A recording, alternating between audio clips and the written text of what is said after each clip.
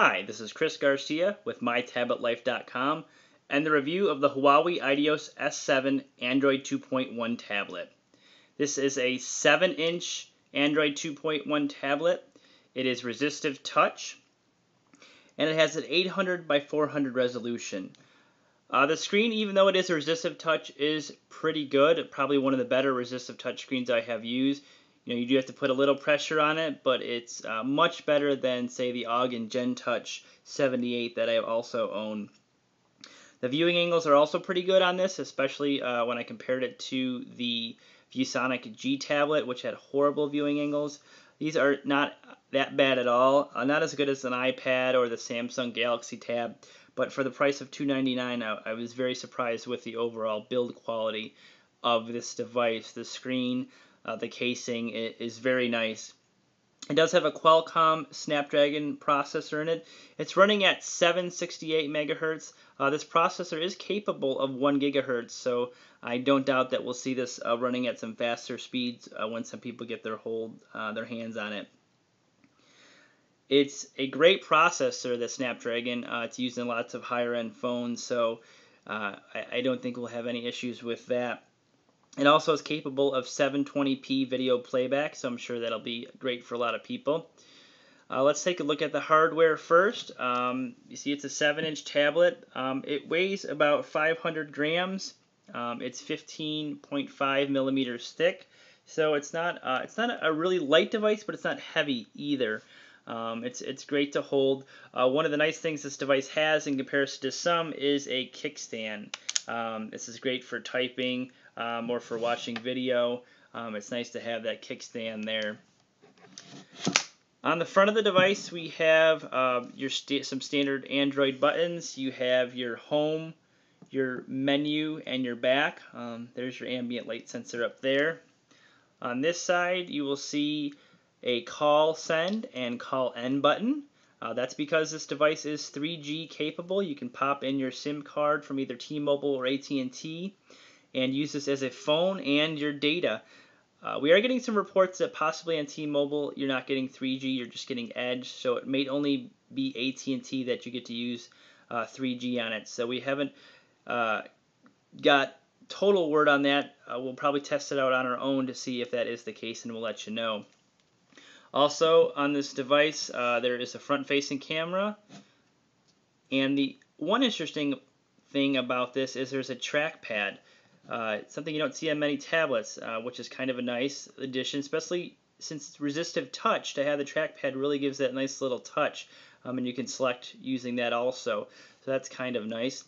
On the back, besides the kickstand, is a 2 megapixel camera. There is no flash, though, for taking pictures. On the bottom of the device, you have your micro SD card slot. There is a port here. It might be just a PDMI port to put up to a docking station and attach some other accessories to, or it's proprietary. Not 100% sure because it's not listed really. On this side, we have a micro USB, not a mini. It is a micro USB, which I do include the cable. Your power to plug it in. One of your speakers. Top of the device, your power button to turn the device on, and your 3.5 millimeter headphone jack. This side also speaker and your volume rocker up and down. So that's the device itself.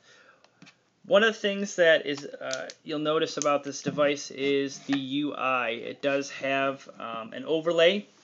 It is called the Emotion UI. Huawei does have this on their phones, and this is a tablet version of this. Probably one of the better UIs I've seen on top of Android. I really do kind of like this. It does not slow it down like some do, especially not as bad as the tap and tap on ViewSonic G tablet. This does not take away from being an Android device. It kind of adds some nice little fit and finish to the device to make it more tablet-like and less just like a big phone. So I'm very happy with the Emotion UI that Huawei has put on the device. You can see it has some nice little effects to it. It has lots of home screens that you can easily cycle through. You can see even though this is resistive touch, I can remove through these pretty easily. And it does have your categories also just to choose from at the bottom: home, web, entertainment, communications, favorites, and then to bring up your menu your standard menu of apps you see there for Android. It does also give you some on-screen back keys to use, so that's nice. A little different up here on the top for your notification. All your regular notifications are done in this one area. It gives you a task manager to close tasks, and then your notifications, like if you're downloading or playing music, will show up on this side here. And this kind of flashes when there is some sort of notification. You have your battery. This is your 3G bars, brightness, your volume control, your Wi-Fi, because this does support Wi-Fi besides 3G, and the Wi-Fi is BG and N support, and Bluetooth. Also, with this device being 3G and a phone, it does have GPS. And like I said, since it also has 3G and a phone, it does have Google Apps. You have your Gmail, your Maps, your Market. They all work out of the box. There's no hacking needed to be done. You don't even need to insert that SIM card. It does work on Wi-Fi. And with having 3G capabilities and the GPS, like I said, there is Maps. So you could theoretically put this device in your car, use it for your mapping and video with the 720p capability, so that's great. We did load up some games on here to test, especially ones that didn't work on the ViewSonic G tablet that we just tested. Angry Birds and Asphalt. Angry Birds works perfectly, no problems even with the resistive touchscreen. Asphalt does use the accelerometer, which this device has, and it worked perfectly. So we had no problems with either of those two games, which we were very happy about since we had issues on the ViewSonic G tablet with those. Some people are contributing the ViewSonic tablet problems to the Tegra 2 processor, since it has not really been used in any Android products yet.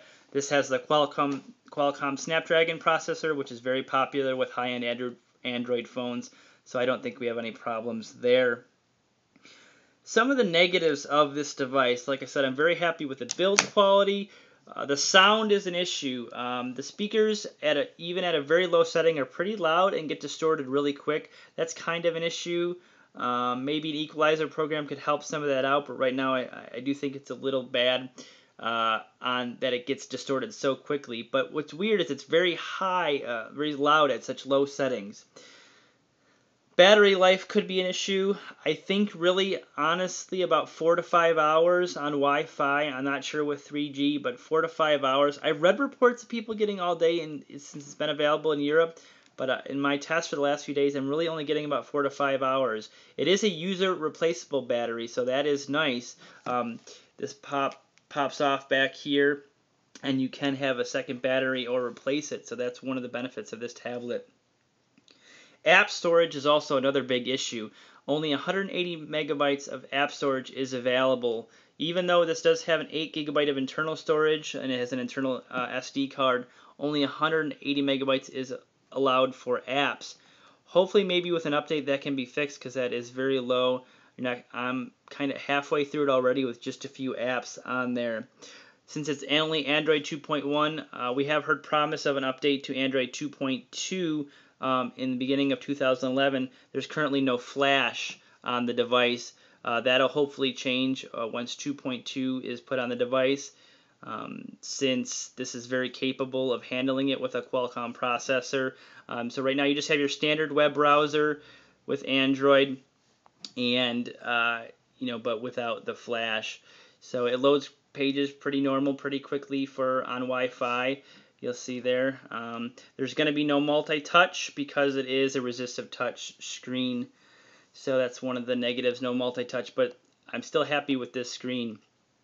So this is the Huawei Ideos S7 tablet. It is available for $299 at Best Buy right now. I think it's a great little device for the price. Comparative to the Samsung Galaxy Tab, which is $599, does not have phone capabilities, and you need a contract if you're with T-Mobile to get a cheaper price. Here for $299 from Best Buy, you get a 3G capable 7-inch tablet. I think this is a great buy, and especially once it has Android 2.2 and Flash. For $200 difference than the Samsung Galaxy Tab, I have to think a lot of people should be interested in this tablet. This has been Chris Garcia with MyTabletLife.com and the Huawei Ideos S7 tablet.